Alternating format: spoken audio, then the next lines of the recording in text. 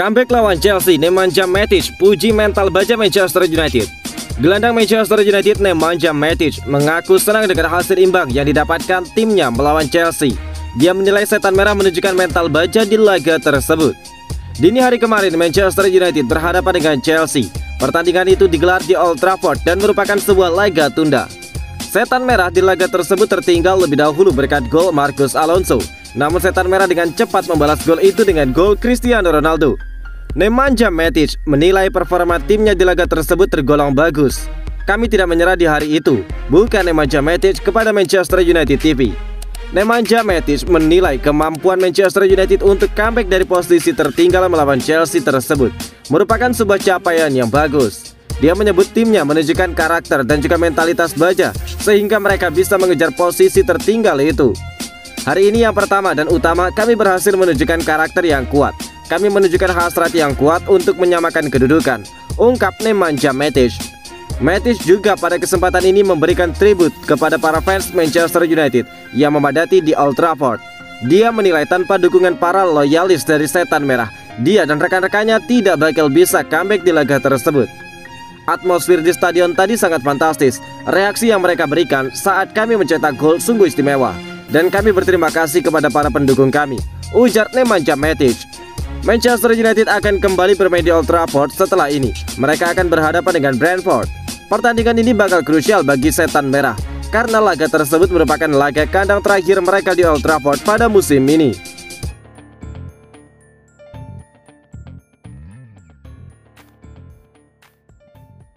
Ralf Rangnick sepakat menangani timnas Austria. Lalu bagaimana dengan Manchester United? Ada kabar baru mengenai masa depan Ralf Rangnick. Pelatih asal Jerman tersebut diberitakan sudah sepakat untuk menangani timnas Austria di musim depan. Rangnick dipastikan akan turun dari kursi manajer Manchester United di musim depan. Dia akan digantikan oleh Erik ten Hag yang sudah diperkenalkan Manchester United beberapa hari yang lalu. Meski tidak menjadi manajer Manchester United, Rangnick masih terikat kontrak di United. Dia akan jadi konsultan setan merah hingga tahun 2024 mendatang. Sky Sport melaporkan bahwa Rangnick mulai musim depan akan punya pekerjaan baru. Dia sudah menerima pinangan dari Federasi Sepak Bola Austria baru-baru ini. Menurut laporan tersebut, Rangnick baru-baru ini sudah mencapai kata sepakat dengan Federasi Sepak Bola Austria. Dia akan menjadi juru taktik Austria. Dia diberi kontrak hingga tahun 2024 mendatang. Dia akan diberi kesempatan untuk menangani timnas Austria dengan target untuk membawa mereka lolos ke Euro 2024 mendatang. Meski menerima pinangan menjadi pelatih timnas Austria, Rangnick bakal tetap menjadi konsultan Manchester United. Ini disebabkan dia tidak harus selalu berada di Austria untuk memimpin latihan timnya. Selain itu, sebagai konsultan, dia juga tidak perlu setiap saat berada di Carrington. Jadi dia bisa menjalankan dua pekerjaan ini secara bersamaan tanpa mengganggu satu sama lain. Rangnick masih menyisakan 3 pertandingan lagi bersama Manchester United. Laga berikut yang akan dia pimpin adalah partai kontra Brentford yang merupakan laga kandang terakhir Manchester United di musim ini.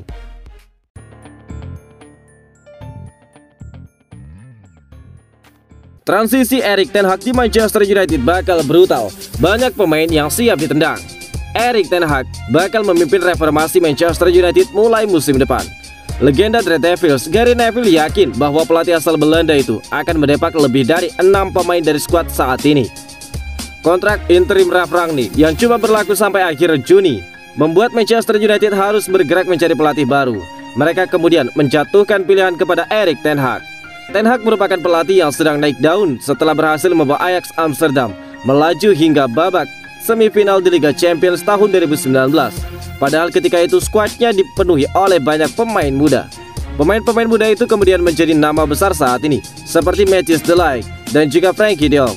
Masih ada lagi seperti Donny van de Beek, Sergio Dest, Hakim Ziyech, hingga yang terbaru Ryan Gravenberch.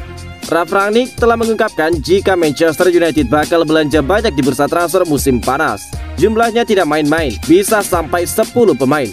Dan seperti yang tercantum di banyak laporan, Erik ten Hag bakal punya kuasa penuh dalam menentukan siapa yang masuk dan juga keluar dari skuad mereka.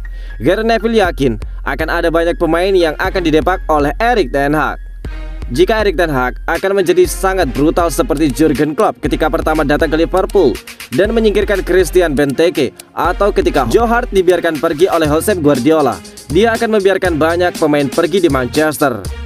sebab mereka tidak bisa melakukan tekanan tinggi saat di lapangan. Mereka tidak memiliki fisik untuk itu. Mereka tidak ingin merebut bola secepatnya, tidak ingin mengejar bersama-sama, kata Gary Neville kepada Sky Sport. Jumlah yang ada di pikiran Gary Neville pun tidak sedikit. Dia memprediksi ada 6 pemain yang pergi karena masalah kontrak, dan Erik ten Hag bakal membuat jumlahnya jadi lebih banyak dari itu. Saya pikir perubahannya akan sangat-sangat besar, dan sudah jelas 5 atau 6 dari mereka akan tetap pergi sebab kontraknya sudah habis. Namun saya bisa melihat akan ada lebih banyak yang pergi lagi. Semacam brutal jika Anda menyukai transisi, tutup dari pria berumur 47 tahun itu. Namun Erik ten Hag tidak akan bekerja sedari saat ini. Dia masih punya urusan yang belum terselesaikan di Ajax Amsterdam. Dan itulah mengapa kontraknya di Manchester United baru efektif pada tanggal 1 Juli 2022 mendatang. Roy Keane ungkapkan Manchester United bermain layaknya tim divisi Championship. Roy Keane benar-benar tidak puas dengan performa mantan klubnya Manchester United saat bertemu dengan Chelsea dalam laga lanjutan Premier League hari Jumat kemarin. Laga itu sendiri berakhir dengan kedudukan imbang 1-1. Manchester United kalah dominan dibandingkan sang lawan meski tampil sebagai tuan rumah di Old Trafford. Mereka hanya mampu melepaskan 6 tembakan dan mencatatkan penguasaan bola 35% selama pertandingan. Untungnya Chelsea tidak semenakutkan dua klub papan atas Liga Inggris lainnya yang ditemui Manchester United sebelum laga ini. The Blues baru bisa mencetak gol pada menit ke-60 lewat aksi Marcos Alonso. Gol balasan tercipta pada menit ke-62 berkat sepakan Cristiano Ronaldo, mengubah skor jadi 1-1. Kedudukan tidak mengalami perubahan sampai wasit menghembuskan peluit panjang tanda berakhirnya pertandingan. Roy Keane yang kini bekerja sebagai pandit tidak menahan diri untuk melayangkan kritikan untuk mantan klubnya itu. Dia berkata jika The Red Devils yang saat ini mudah untuk dihadapi. Saya pikir isi kepala mereka sudah kosong. Mereka mudah untuk dihadapi. Mereka tidak berlari mengejar dengan intensitas apapun, kata Roy Keane kepada Sky Sport.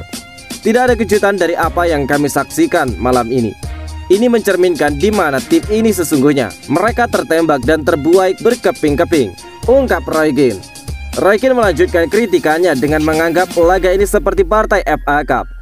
Kejuaraan domestik ini seringkali mempertemukan klub Premier League dengan mereka yang masih berjuang di divisi bawah.